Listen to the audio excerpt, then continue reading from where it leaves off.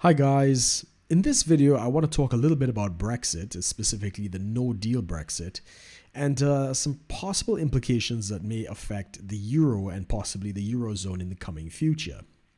Now, as of today, which is the 18th of December 2018, Theresa May has given her cabinet the go-ahead to prepare for a no-deal Brexit.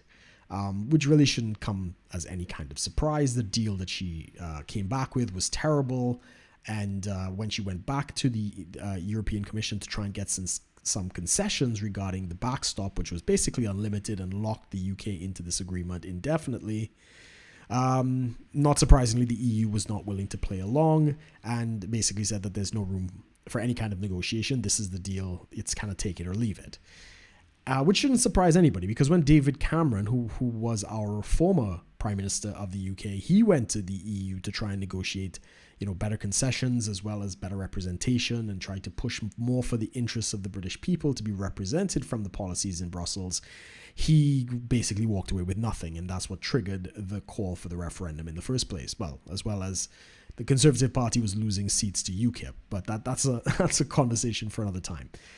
But yeah, so it's not really a surprise. Now, when it comes to the no-deal Brexit, everybody is screaming, fire, brimstone. We're going to see plagues and frogs and locusts, and the firstborn of everybody's going to die is basically the rhetoric coming out from a lot of these political elites.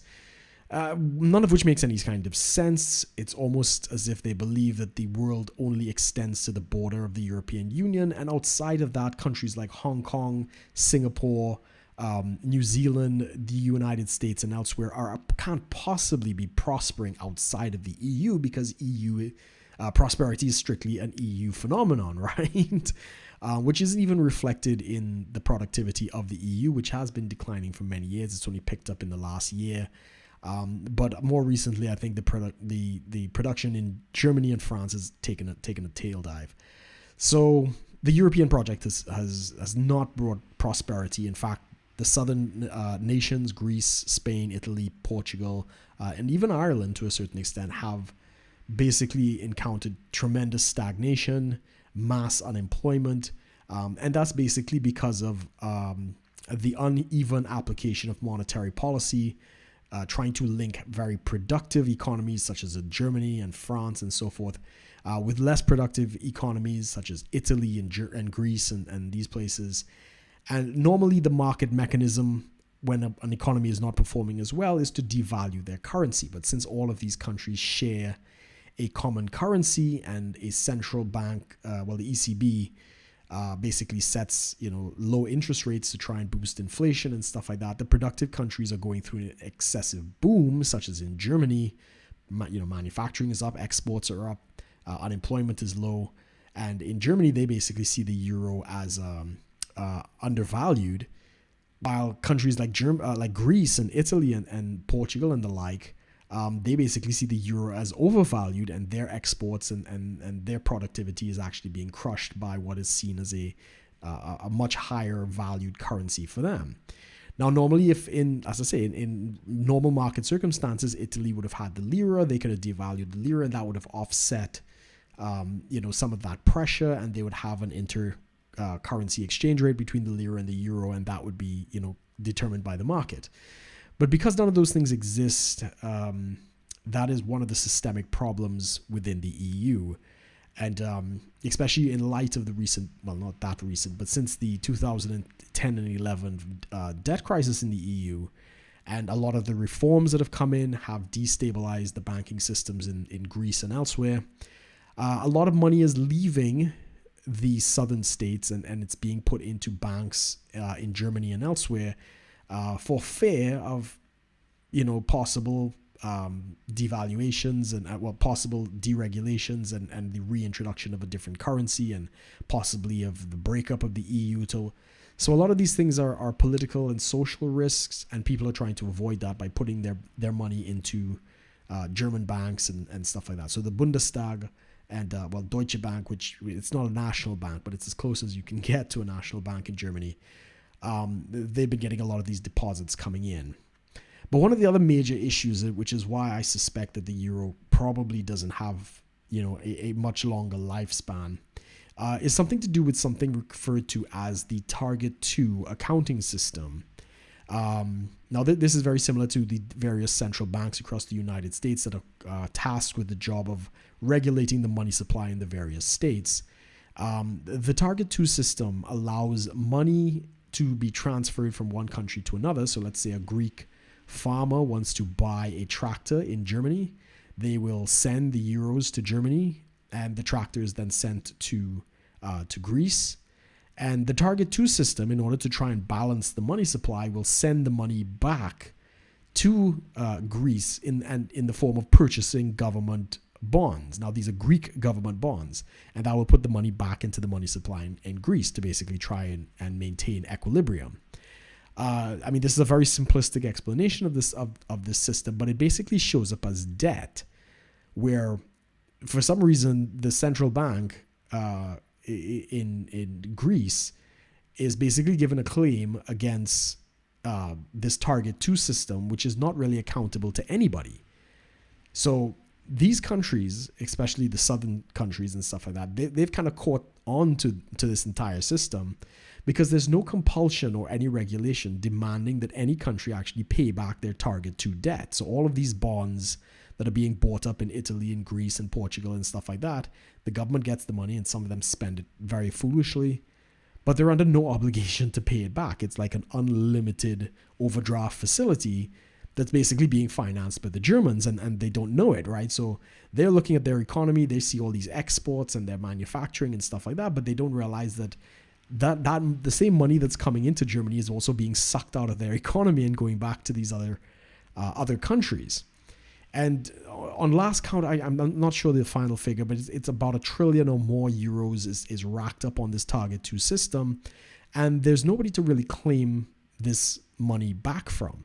Now, Draghi, who is the chairman of the ECB, he did a speech probably last year basically demanding that the Target 2 money had to be repaid, but there's no legal enforcement for that. So countries like, again, Italy is a big one.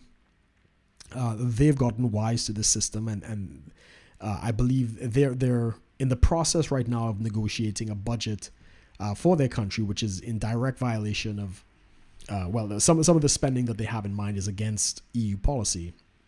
So it looks like the Italians and the ECB, the European Central Bank, are on a collision course over their coming budget agreement. And one of the guys behind it, I think his name is Claudio Borghi or something like that. He's very wise to this, and he realizes that these southern countries are trying to rack up as much debt as possible. And as Borghi was basically saying that it's completely within the scope of possibilities that Italy could just pass legislation saying that they can pay off their debt in whatever currency they choose. They can reissue an Italian lira, which would basically be worthless, and they can pay back the Target 2 money. And I think for Italy, it's about 400 billion euros or something like that. I know it's $1 trillion in total, but about a very large chunk of that belongs to Italy. So they can basically pay it back with this made-up fiat country money, and basically every central bank within Europe is going to take a hit. And the bank that is holding a bunch of this, of course, is the Bundestag, the central bank in Germany, and Deutsche Bank to a certain extent. They hold the most. I mean, it is distributed amongst central banks, but they definitely hold the most. And if these banks have to take close to $100 billion loss, you basically bankrupt the central bank in Germany, and it's good. The repercussions of that are just astronomical. This type of thing has not been seen in the history of a modern finance or anything like that. This is much bigger than the global financial crisis of 2018.